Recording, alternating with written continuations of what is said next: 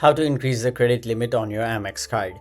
Hey everyone, welcome back to another tutorial video. In today's video, I'll show you how you can apply for a limit increase on your Amex.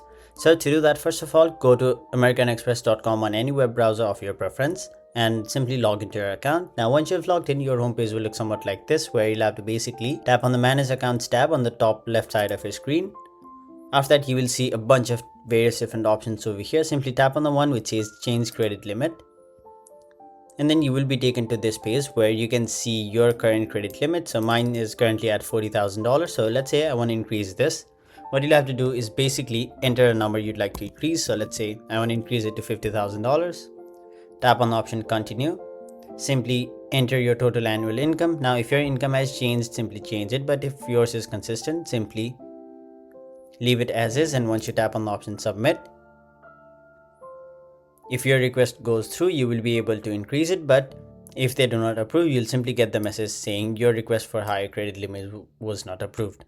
So that is basically how you apply for a credit limit increase on Amex. That was it for this video. Thank you so much for watching.